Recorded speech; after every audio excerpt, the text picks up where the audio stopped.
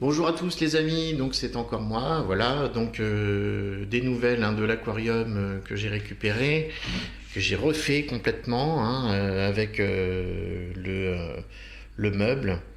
Donc comme vous pouvez le constater, tout va bien, hein. Mon copain Bruce qui a bientôt terminé sa convalescence est là. Salut Bruce. Donc voilà, la pompe fonctionne, tout est fonctionnel, tout est nickel. Aucune fuite, toujours aucune fuite. Donc voilà. Je pense que mon petit cerclage, je vais quand même le laisser, on sait jamais.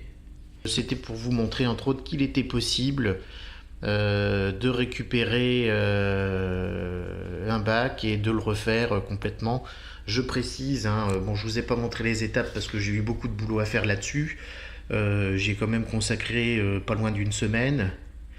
Donc oui, pour vous préciser que j'ai fait les joints extérieurs, j'ai été obligé de gratter. Je ne sais pas si vous vous souvenez de l'état, on voyait bien que les joints n'étaient pas bons. Donc j'ai gratté complètement les joints extérieurs sans aller entre les deux vitres. Je précise, c'est très important. On utilise un cutter, une lame de cutter à plat. On met un petit coup d'acétone, on nettoie bien. Et puis ensuite, on remet du joint propre, nickel, avec une petite, un doigt trempé dans l'eau ou dans de l'eau un petit peu savonneuse si vous le pouvez. Et puis voilà. Donc j'ai essayé aussi de récupérer,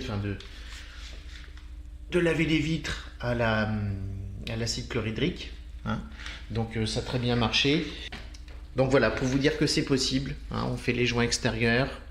On nettoie bien l'acétone, on gratte aussi les joints à l'intérieur, un coup d'acétone aussi. Je précise, on ne gratte pas entre les deux vitres, on ne doit pas aller entre les deux vitres, sinon ce n'est plus hermétique. On crée une brèche et là du coup ça peut être la catastrophe. Si on veut être sûr, on fait comme moi, on cercle avec une sangle en haut et en bas. Et puis au moins on est sûr du résultat. Là ça se voit pas. La sangle, vous la voyez pas en haut. Vous voyez, on en voit un petit morceau ici.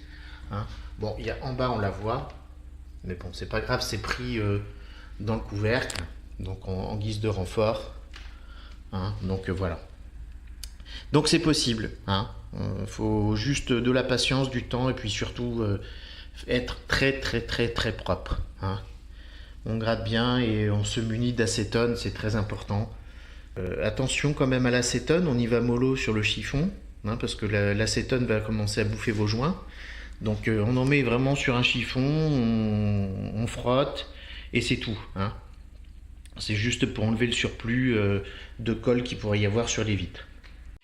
Donc en ce qui concerne le matériel utilisé, donc une petite réglette, de la réglette en alu, en angle, pour pouvoir refaire les renforts au niveau de l'extérieur.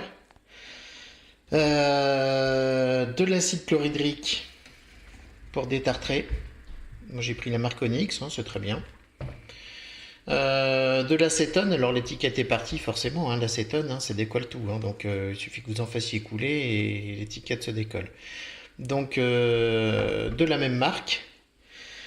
J'ai fait mes joints donc avec ce Rupson spécial aquarium, comme vous pouvez le constater.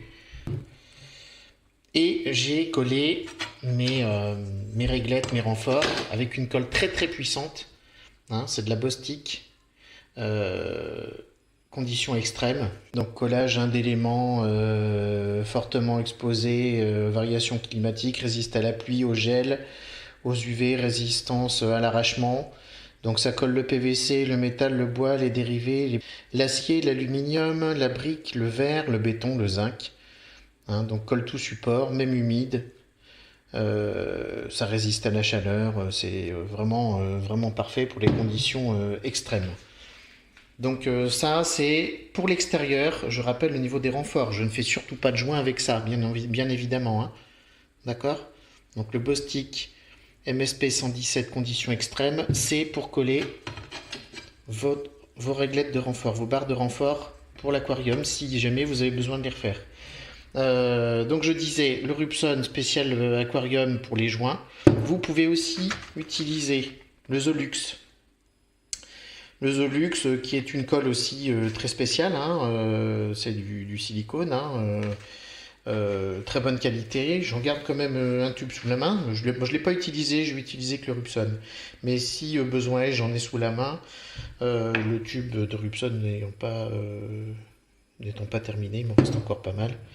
Bon, puis bien sûr, cutter, évidemment. Donc voilà, le matériel utilisé. Il n'y en a pas pour cher hein, en tout là-dedans. Je crois que je dois en avoir pour ouais, peut-être 60 euros, je ne sais pas exactement. Mais, on rigole pas avec l'aquarium. Hein, 200 litres d'eau en cas de fuite ou autre. Imaginez un peu les dégâts dans une maison. Donc non, non, il faut que ça soit sûr. Voilà. Voilà, donc bah, pour ceux qui veulent se lancer, hein, n'hésitez pas.